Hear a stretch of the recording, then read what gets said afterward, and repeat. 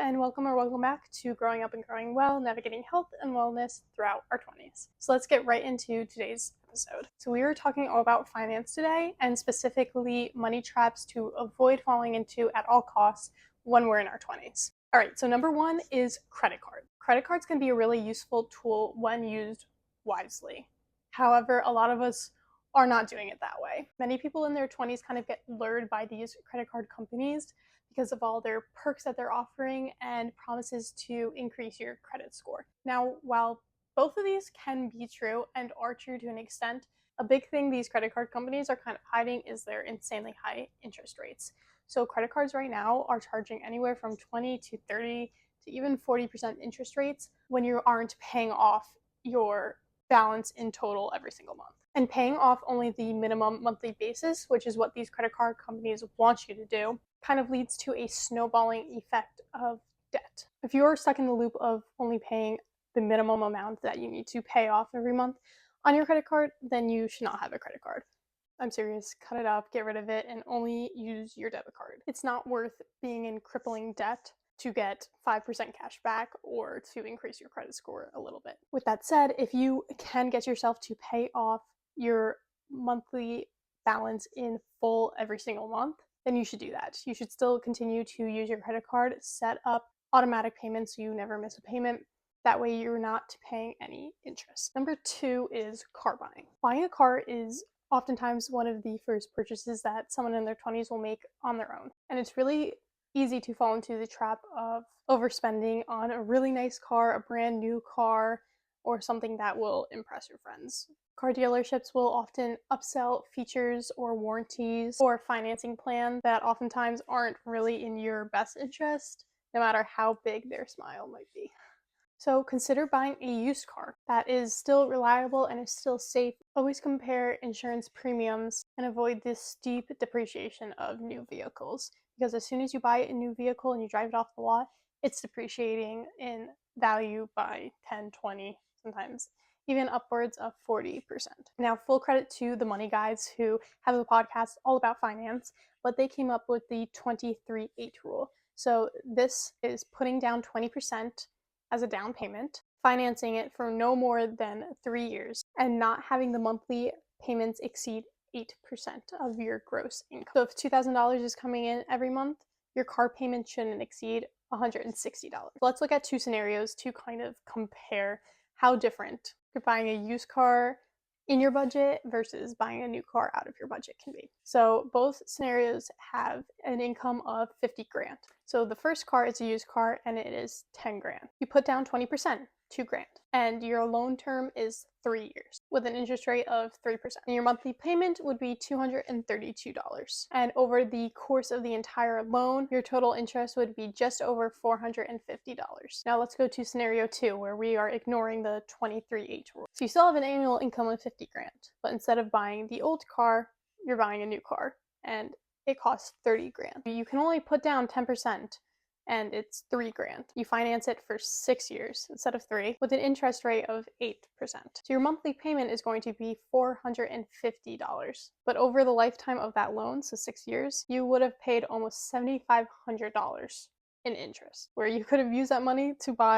almost buy the first car option. Not to mention the extra money you're paying every month for that monthly payment, as opposed to using that extra money in option 1 and putting it towards your retirement or somewhere where your money is going to grow and work for you. Okay, money trap number 3 is rushing to live on your own. So moving out of your parents' house in your 20s is kind of like a rite of passage. Everyone wants to kind of rush it. You want to be independent and live on your own. Completely get it, completely understand. But there are so many costs associated with living on your own that you're probably not even thinking about. Like, obviously there's rent, but then there's utilities and there's furniture and paying for like Wi-Fi and all of these things you probably aren't even thinking about, and you're going to have to pay for them on your own. So if you have the option to live with your family, hold on to that as hard as you can. Stay with that as long as you comfortably can. Obviously we don't want to be 40 living with our parents, but I think throughout our 20s, maybe until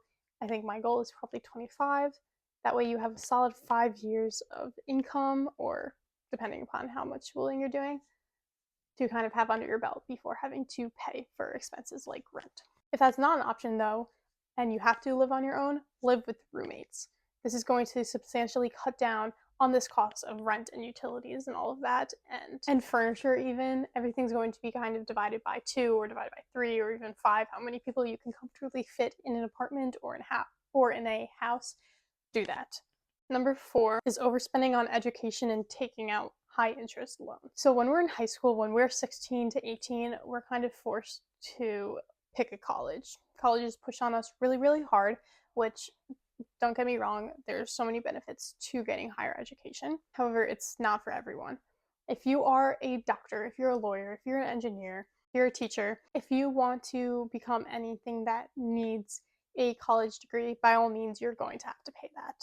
But we can lower it by going to community college first and getting all those core classes done at a fraction of the price, and then going on to college. We can apply to scholarships. There's so many scholarships out there.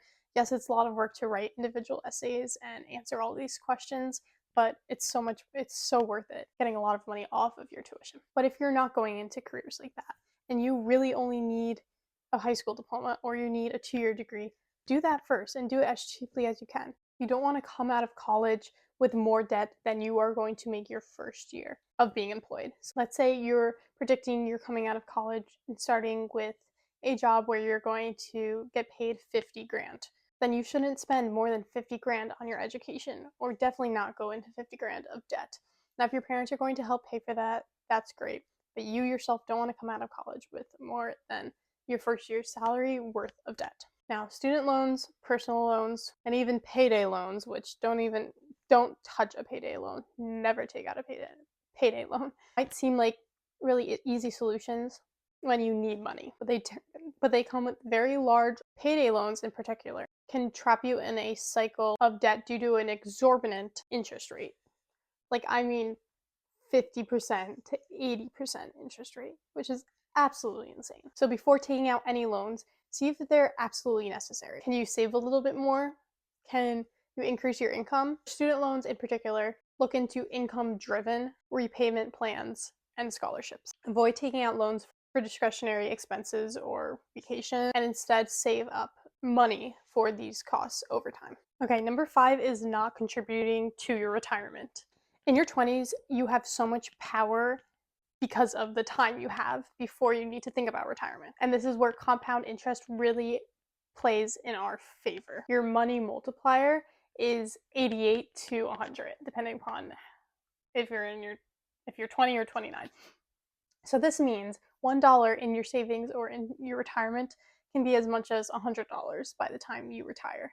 So saving just $100 a month, you can do the math, you can put it, there's a bunch of multiplier tools online where you can put in how much you save and then you can see how much it will be worth at retirement age, but it's absolutely insane. So even if you can only afford to put in $10 a month, $1 a week, whatever it is, save it and put it into your retirement. Now, if you are on a salary and you have a full-time job, your employer will probably have a 401k option. So you want to get into that right away and you want to contribute at least the match. So a lot of employers will have, let's say, a 4% dollar for dollar match. This means up to 4% of your income for every dollar that you put into your 401k, your employer will also match that and put another dollar into your 401k.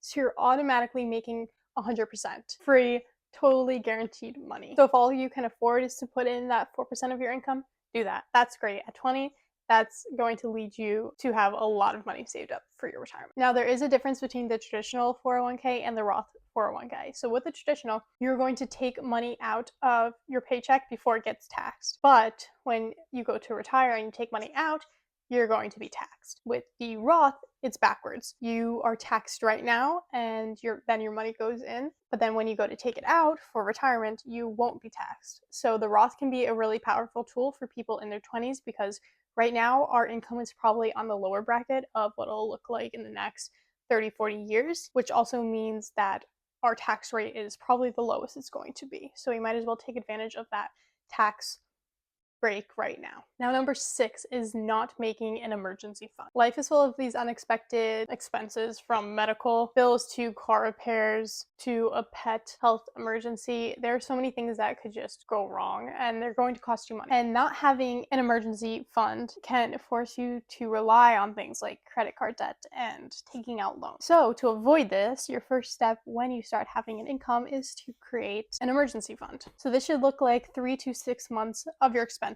and put that right into a high yield savings account or a money market fund. So it will actually earn you money, probably around 3 to 5%, depending upon where the market is, and start contributing into this account until you hit 3 to 6 mark of your overall expenses. So this is like if something like you lose a job and you don't have a source of income, you know that you can still survive for 3 to 6 months. Plus, because it's in a high yield savings account, you're still going to make money off of that. So every week you're probably going to make 10, 15 extra dollars, and it's going to stay in that account. So as your lifestyle increases, so will your emergency fund, and you won't even have to do anything. Now, this goes into lifestyle inflation, which is number 7. So as you earn more and more money, it's very tempting to also increase your expenses. Nicer clothes, higher rent, fancier vacations, nicer cars. Now, lifestyle inflation is going to really prevent you from building wealth. Now, instead of spending proportionally to your increased income, spend the same amount and just put the extra towards saving. That way you can either retire early, or you're going to amount a much larger mass of money by the time you do retire. Now, number 8 is impulse spending. I think social media has made impulse spending so normalized and kind of addicting because of marketing strategies and one-time limited offers and all these things that are forcing you to want an immediate satisfaction. So a rule of thumb I kind of like to follow is, if I want a purchase, I need to wait at least 48 hours. And if I still want it, then I get it. But if 48 hours goes by and I'm like, oh, well, I probably don't need that. I was just caught up in the moment and I saw that she had it, so I want it. So give yourself 48 hours and then see if you still want it. With this, create a budget for non-necessities. Kind of follow that 50, 30, 20 rule, where 50% is going to your needs and 30% is going to your wants and 20% is going to your savings. So within that 30% bucket of wants, budget. Make sure you're not falling outside of that 30%. Now, number 9 is not negotiating your salary. Now, I definitely fell into this. My first job offer, I accepted, and I didn't even ask for a higher salary. I was kind of too scared to do that. But now, even though I got a raise, I probably would have been making more if I negotiated my salary. Research industry standards for your role and location, and then ask for a salary that is fair to that. Now, you don't want to overdo it, make it seem like you're just in it for the money. Everyone gets a job because they need money. If we didn't need money, no one would be going out and having a job. Now, number 10 is falling for get-rich-quick schemes. From MLMs, which are multi-level marketing schemes, to speculative investments, get-rich-quick schemes often promise high returns with little to no effort. So rules to follow is, if it seems too good to be true, it probably is when it comes to these schemes. Focus on the proven strategies for building wealth, like the ones we just talked about, and invest in things like index funds and upskilling for a higher paying job or creating multiple income streams. Now, I know I said 10, but I'm going to add one extra one. So this is contributing to a Roth IRA. So right now, I think the limit is around $7,500 every year to contribute to a Roth IRA, but this is a really powerful tool for building wealth. So if you can put some money into a Roth IRA, create one. And there's a really good reason that the government limits how much money and even who can put money into this account. So right now in our 20s, when our income is on the lower end, this is the time to contribute to a Roth IRA. So if you can add some money to that, even if it's not hitting the max, which is, I think, around $7,500, which that's a lot of money for a lot of people. So don't worry if you can't contribute that much into it, but try to contribute what you can. So to backtrack, number 1 was credit cards. So we are not using credit cards unless we are paying off the monthly amount in full. Number 2, we're not buying a car we cannot afford, and we are following the 23-8 rule. Number 3, we're not rushing to live on our own. We're going to stay where we have free or reduced rent with parents or with roommates. Number 4, we're not going to overspend on our education, and we're not going to take out unnecessary loans. Number 5, we are going to contribute to a retirement plan, and we are going to at least put in what your employer is going to match. Number 6, we are going to make an emergency fund in case things go poorly so that we can avoid taking out loans. Number 7, we're not letting lifestyle inflation get to us. As our income increases, then our savings should increase, not our spending. Next, we're not impulse spending. Wait 48 hours if you still want the purchase and you still have money left over in your monthly budget, then buy it. Number 9, we are going to negotiate our salaries. And number 10, we're not falling for any get-rich-quick schemes. And extra number 11, we are going to try to contribute as much as we can to a Roth IRA. All right, and avoiding these common traps in our 20s is really going to help us build that solid foundation to build wealth over time. And by the time we retire, we're going to have created a lot of wealth, probably more than we thought we would if we follow these steps. Thank you guys for watching. I hope you enjoyed this episode. If you have any questions or you want to learn more, make sure you leave a comment and like and subscribe. Bye guys.